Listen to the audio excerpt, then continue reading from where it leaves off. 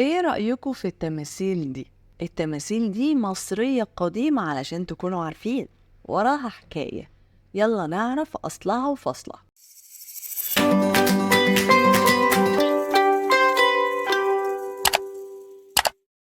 مسا الجمال على أحلى متابعي قناة مصر جميلة مع نيرفانا.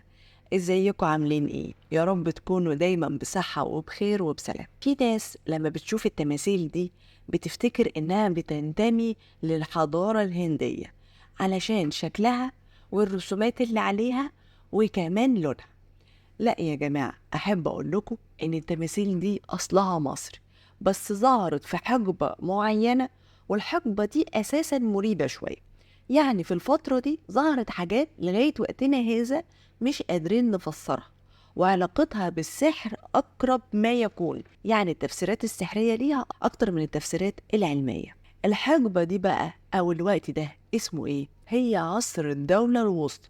في عصر الدولة الوسطى المصري القديم كان طالع من مرحلة ما يعلم بيها إلا ربنا، مرحلة كلها توتر وقتل وسرقة ودمار. فمع الأسف في المرحلة دي لجأ للحاجات السحرية والخزعبلات دي علشان يطمن نفسه. وفي ناس استغلت المرحلة دي وطلعوا أفكار كتيرة. ففي عصر الدولة الوسطى يا جماعة الدين عندنا ظهر بطريقة مختلفة تماما، وانحرف انحراف باين جدا عن المعدل أو الطريق اللي كان ماشي فيه في الدولة القديمة. فظهرت عندنا الكثير من الأدوات السحرية، فمش كلها متفسر. من ضمنها العروسة دي. العروسة دي الفكرة بحد ذاتها هي مش غريبة، إن يكون عندنا عروسة مرسومة بطريقة مريبة شوية، وكمان تكون أطرافها مش موجودة. في ناس هتقولي يا نيرفانا، ما هي ايديها موجودة اهي. ايديها موجودة، بس فين رجليها؟ من قبل الركبة هتلاحظ ان مفيش اقدام. ايه السبب؟ السبب يا جماعة الأول والأخير اللي موجود واللي العلماء بيقولوا إن كان المصري القديم مؤمن إن التماثيل دي هتبعث مرة أخرى وليها غرض في العالم الآخر.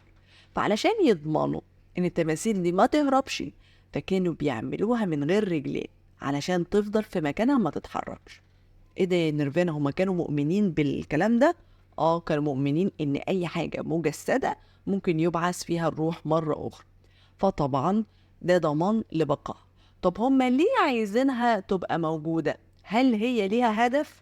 ليها هدف. الهدف الأولاني ليها إن هي كانت موجودة في عصور ما قبل الأسرات لنفس السبب. هي عملية الإخصاب أو عملية الخصوبة أو عملية الأنثى في حد ذاتها. يعني في عصور ما قبل الأسرات ظهرت لنا التماثيل دي إن هم بيعملوا تماثيل للأنثى بأشكال أنثوية ويحطوها في المقابر بتاعة الرجالة علشان الأنثى دي تبعث في العالم الآخر ويبقى فيها خصوبة، فبالتالي هذا الرجل سوف يبعث على الفحولة بتاعته فيقدر يستمر في العالم الآخر.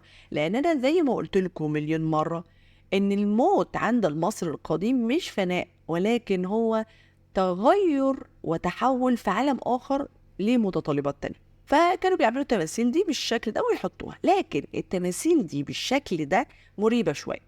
هنلاحظ ان هي صفاتها ثابته. اللون الازرق غريب قوي وجوده على التماثيل دي بالشكل ده. التاتوهات الكتيره جدا اللي موجوده بشكل مريب جدا على التمثال. تسريحه الشعر اول مره نشوفها اللي مليانه خرام، والشعر هنا باللون الاسود الارجواني. السلاسل والاكسسوارات اللي لابساها مريبه شويه. هل دي كلها ليها تفسيرات؟ هو المصريين ذات نفسهم ما قالوش تفسير علمي ليهم، يعني هو ما قالوش ان احنا بنعمل كذا عشان كذا، بس احنا لقينا الاثار دي. فعلماء الاثار بيشوفوا الاشكال دي ويبتدوا يفسروا. فقالوا ان اللون الازرق بتاعها هو لون خاص بالنهر النيل، ولون خاص بالاله من، ولون خاص بالاله حابي او حابي اللي هو الخصوبة والنماء وإعادة البعث وحاجات كتيرة جدا. فاللون الأزرق مرتبط بيها. بس مع احترام الكامل لرأي العلماء ده، أنا شايفة إن اللون الأزرق كان لطرد الأرواح الشريرة في المكان، أو الطاقة السلبية ما تدخلش في المكان. لأن احنا لغاية وقتنا هذا لما بنلبس خرزة زرقاء أو بنلبس أزرق علشان نطرد الطاقة السلبية، أو علشان ما نتحسدش. فمتهيألي هي أقرب من إنها تحمي المكان من الحاجات السيئة، زيها زي الخرزة الزرقاء، أكتر من إنها تكون للخصوبة. بس أنا بقول لكم رأيهم ورأيي. الحاجة التانية إن التاتوهات عند المصري القديم كانت حاجة خاصة بالراقصات والكاهنات، لأن كان في بعض الكاهنات راقصات. كاهنات لمين يا نيرفانا؟ كاهنات لحتحور. وبما إن حتحور اللون الأزرق السماوي لونها، وهي بقرة السماوية، إذن اللون الأزرق هنا برضك مرتبط بحتحور. فهمتوا؟ ده تفسير أنا كمان برضك. يعني هما بيفسروا إن اللون الأزرق لون نهر النيل، لا أنا عندي تفسيرين للون الأزرق. أول حاجة استخدامها كاستخدام الزهرة الخرزة الزرقاء، وكمان عشان هي مرتبطة بحتحور اللي هي أساسا مسؤولة عن الأنوثة والإخصاب والدلع والحاجات الخاصة بالأنثى في الدنيا يعني، فما بالكم بقى في الآخر. فهي عشان كده بيقولوا إنها مرتبطة بحتحور. في حاجة كمان، إيه هي؟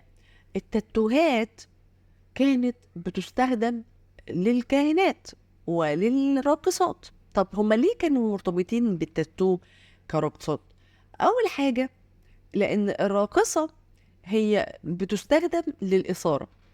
المصري القديم كان عارف ان الرقص بيثير الغرائز، فكانوا بيخلوا بعض النساء هم اللي يرقصوا وليس كل النساء.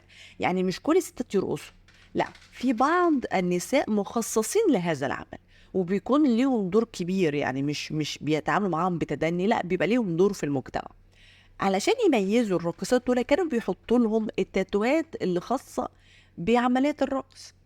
فبعض العلماء جابوا بقى آثار من عصر الدولة الحديثة للطبق ده، عليه راقصة وعازفة رسمة على رجليها تاتو للإله بس، والإله بس إله المرح والمسخرة زي ما عادل إمام قال. فهي هنا بتستحضر روح الإله بس فيها هي، وفي منطقة الفخذ بالذات، لأن في منطقة الفخذ هي منطقة الأنوثة المفرطة. فخلوا بالكم دي كلها ليها رموز. بس هنا في الرسومات دي او هنا في التماثيل دي في حاجه مريبه. ايه المريب يا نيرفانا؟ كثره الرموز. الرموز كتيره ومكرره وليها اماكن منتشره على الجسد كله. هنا الموضوع بقى فيه افوره وليه معنى تاني احنا مش فاهمينه ومش قادرين نفسره. في ناس قالوا ان دي رموز سحر وليست رموز خاصه بالاكسار او الاخصاب او الكلام ده كله، نظرا لكثرتها ووجودها كمان عن الأماكن التناسلية. يعني زي ما انتم شايفين المنظر بتاع المكان التناسلي بتاع التمثال واضح جدا لو احنا ضلمنا الصورة، وواضح ان التاتو اوفر يعني، فالشكل مريب شوية. هنلاحظ كمان كثرة السلاسل. طب ليه السلاسل او ليه الاكسسوارات؟ لان انا كذا مرة اقول لكم يا جماعة الاكسسوارات ليها اغراض، مش بتتلبس كده، لا، كل حاجة ليها حاجة. يعني مثلا الحزام ده عبارة عن محار. يعني هو محار مربوط جنب بعضه والراقصة بتلبسه على خصرها وتقعد ترقص، فعملية الإخصاب بتزيد، لأن المحار زي ما انتم عارفين مقوي جنسي فظيع. فخلي بالكم المصري القديم كان عارف حاجات كتير قوي. فالسلاسل دي كلها لما كانت بتلبسها كانت تعبر عن هذا الأمر. التماثيل دي ظهرت فقط في عصر الدولة الوسطى وانتهت، ما ظهرتش تاني. ممكن تكون ظهرت بأشكال تانية بحاجات تانية. فأنا حبيت أوضح لكم إن مش كل الآثار مكتوب عنها معلومات ومش كلها نعرفها، في آراء ولازم كلنا نعرف إيه الآراء دي.